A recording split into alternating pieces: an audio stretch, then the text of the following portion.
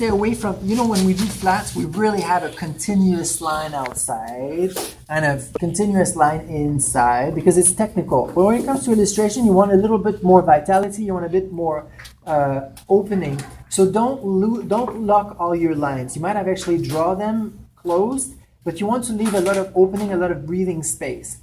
You also want to inform the viewer by the side and the breaks. So for example, all of these little breaks here, they actually inform you about how the fabric is sewn, and also the side, like the ripples where there's a little bit of crush for the fabric, that's also going to be important. It's actually going to go hand in hand with your coloring. So the first thing I'm going to go back to skin tones, which you guys are very, very familiar with, but I want to go back because I think that a lot of you guys are still doing edge to edge, so I want to actually move away from this. A great thing is that when you actually do stay away from the edge to edge, you give yourself a chance with breaking the line, breaking the fill. So don't work like continuous. You actually want to actually do patches. That's going to help your drawing a lot. And I'm not touching the edges, because I don't want to contaminate my marker with the black ink, but also because it's also going to make your surface much more alive. So just go for spots. You can even break the knee since they actually send a lot of light, and it's also going to help the viewer seeing where the knee stands. The knee is very, very important since it gives us information about the length of the skirt. So that's one, and then I'm going to go here. I'm going to do the face. And the face, again, I'm just going to focus on the center of it. I'm going to avoid the eyes, of course. I'm going to avoid the nose, which is always the chimney sweeper. And I'm going to leave some white on the chin, which is going to help me later on with the function shadow. Okay, so this is the kind of fill you want to do. Now I'm just letting it to settle a bit. I'm going to do my next one. Again, leave a lot of white on the edges. Going to make for a much more dynamic drawing, and it also works faster. So don't be scared of leaving too much white. You want to leave white in a strategic position. Don't be scared to leave a lot of white. Joints just want a lot of white. It actually helps breaking the silhouette, and it also helps you doing a good job. So, all right. And if you do a boo-boo with your ink, don't try to fix it, just leave it. It's like a bad zit. The more you play with it, the worse it gets. You just want to leave it behind. Eventually it will be, people are not going to pick it up anymore. You're going to have other stuff happening that's going to take the attention away. So I always break at the ankles and the knees. All right. So this little collection here, let's just say I went to the thrift store and I found this old college jacket and I just milked it. I just went for it and I dug into it. And you don't want to, you can actually just look into the codes that are there and then start opening yearbooks. And it's okay if you actually fall into a little bit of cliche. At the end of the day, D-Square sells cliche and they make tons of money. And they're Canadian.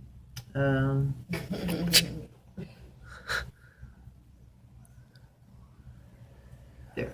All right. So you can leave. You leave a lot of white. The face is always the most delicate. Of course, the face is the one you're going to do the most with pencil. The eyes are going to be done with pencil. The lips are going to be done with pencil because you want a precise job, and you also want to get into the habit of sharpening your pencil every 3 minutes. So as to do a great precise job. Ears. Okay. All right. So this one is okay. Now we're falling into a completely different thing. Before, when we were drawing the girls, they were actually naked and we didn't have a lot of shadow. But now we have a lot of shadow building up, not only under the jawline, but also at the hem where it meets with the knees, and also around the feet.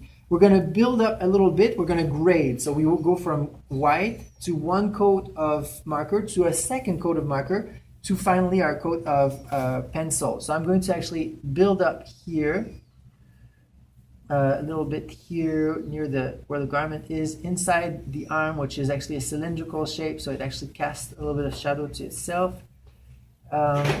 Here, maybe under the arch of the nose, maybe on the side here of the forehead, because at the end this is a circular object. Gonna cast a little bit of shadow, same as the eye, the ear. All right, so this here. And what's wonderful with the Copic is that they have a little bit of a watercolor feel to them. They actually build those halos around their edge when you glaze them. All right, I'm going to do this quite a bit.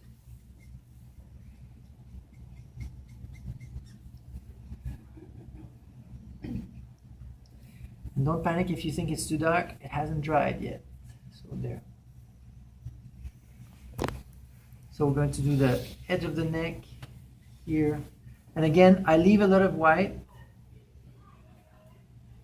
And where I have a garment, like a sleeve, for example, which is a tube casting an enormous amount of shadow, I'm going to build as well the shade.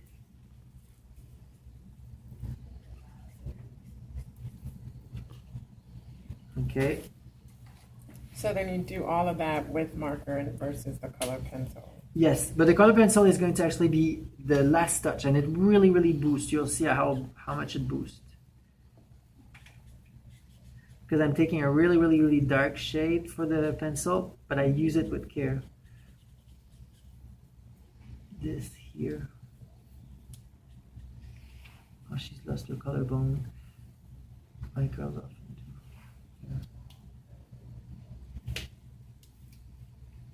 All right, so this is all just marker. So next we're going to do the pencil. So the pencil, I'm going to be really bold. I'm going to go for this shade here, which is really, really dark. As a rule of thumb, you actually want to lay your colors and title them. That's going to be really useful. So that's baby skin. And then you can actually, scrub a little bit, see if they would blend, and you'll see that they would blend quite well. But not so well as to actually just become a synonym of each other. You do want to make a difference. So here. But this is a little too blunt. I'm going to go, I'm going to go get my, oh, you have yours? Okay, yay. Thank you. So,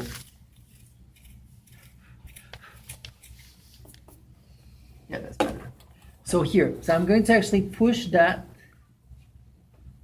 just a little bit. It seems like a lot, like, oh my God, this is too much, but it's actually going to really, you can see how suddenly this girl versus that girl, there's a world of difference. Like this one really stands up.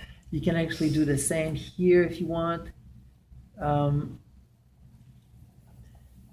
little bit on the ear.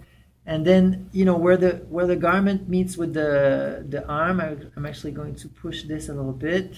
So you're basically going over the parts where you glazed with the marker? Yes, but not the entire of it. I'm just going to do a little line. I don't want to completely cover the glaze because that would kill my grading. So you're just kind of highlighting the edges where the garments are meeting the clothes. Yes, and then fading a little bit, just so that it's not just a line. But it's a quick job. It's really, really easy and it's nice. And you can smudge it a bit if you want. And if it actually goes really wrong, you know that your, what's it called? Your colorless blender is actually going to liquefy the grain. So you can do that as long as it doesn't kill your texture. So here, so I've actually just pushed a little bit. It's not much. It's just a little bit to help the girl be a little more two-dimensional. Have fun with this, be delicate, and you're going to obtain great result. The nose is also an ideal place for that little pencil. This way you don't get your chimney sweeper, and she still managed to get a little bit of pump up.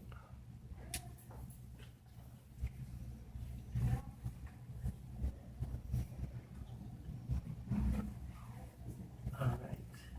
So there, now this is important. So it's this. But every time you can see that it actually pushes up. And remember, people are not looking at your illustration with a microscope, so you have a lot of freedom. You can always make mistakes. there's something good about mistakes. They give energy and spontaneity to your drawings. All right, so that's. By the way, the shoes super simple. Just apply the bump and the scoop trick, and she's going to look like she actually wears the shoes. Okay. As opposed to being born with the shoes.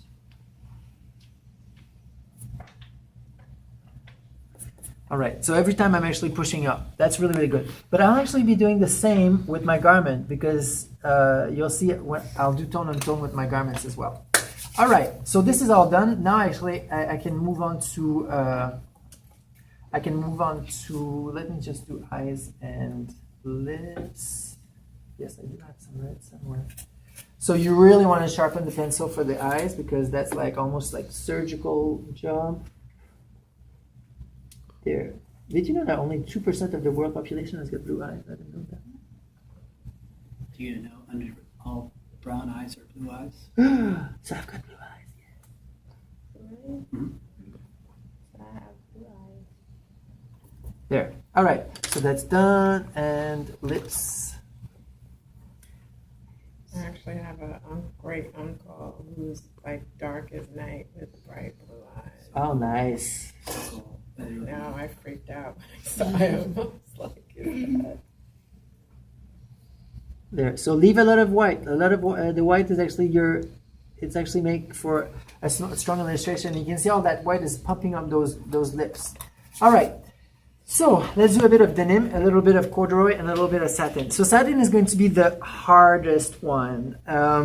So we're going to keep it for the end.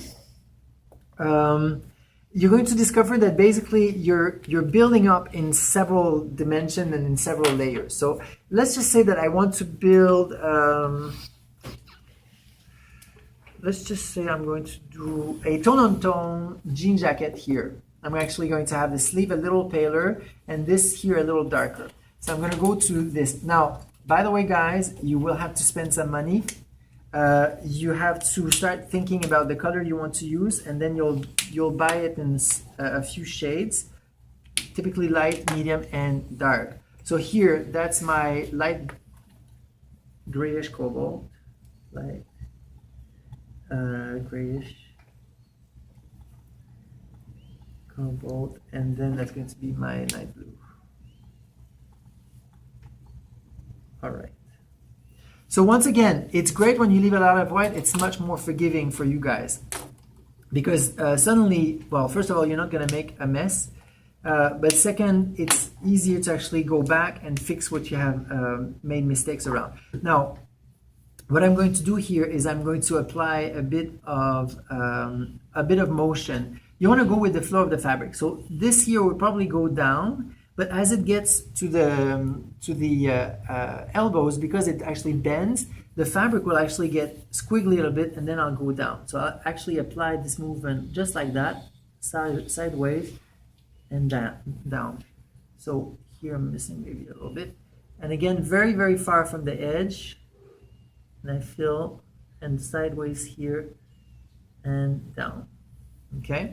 So that's all you want, really, that's all you want. More than this, and you're starting to confuse the viewer in terms of the construction. You're leaving a lot of light to show the construction. And what you have to know as well is that this is just the foundation stone. Next, you're going to have to go back, and you're going to have to add a bit of glazing, and after that, you're going to have to add pencil. So if you do fill everything, there's no room for everything else.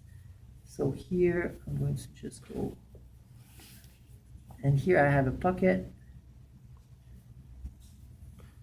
And all right.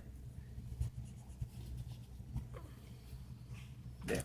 Why did you make that a shade darker than an orange? Oh, I just wanted to do a bit of color blocking and show you a darker denim and a paler denim. It's not something that, oh, I did a mistake there, but that's fine.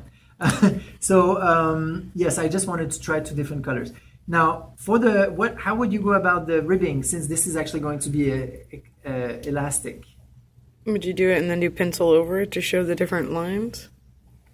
That's a good point. Actually, that's actually a really, really good point. So I'm going to combine what Leslie is saying that is that we should actually apply the line in a color and use a ribbing kind of effect. And we're going to do just that. But first we're going to just lay a foundation, and we're just going to do it using the marker like this, and make sure not to fill everything. But you're already informing the eye that there's something staccato, like kind of, striated there. So you're already doing this. Now I'm not going to do the color, but you could also decide like what you want to do in terms of visual interest. Now let's go and boost a little bit using tone on tone. I'm going to go and boost a little bit where I know that I have a little bit of build up. So you can already see that there's a ripple happening. If you force it a little more, you can always see that there's like the light is actually going up and down and up and down. You can boost where there's going to be an overlap for the collar. And maybe here as well, which is where I have a little depression in the cuff. So that's nice. There. That's all you need, really. I'm going to do the same here. So remember, a lot of white, one wet, two wet, and then pencil. I'm going to go around where I know that there's a little more emphasis. And I think I'm actually going to leave it pretty much like this here. All right, so third, I'm going to go for the pencil. So I'm going to apply my pencil, see if it blends well enough that it's convincing. That might not be the best. That might be better. And I'm going to sharpen it. So once again, you don't want to do the whole thing. But remember, on denim, you actually get what's called a wale, which is a diagonal line. That's because it's a twill weave. So you actually get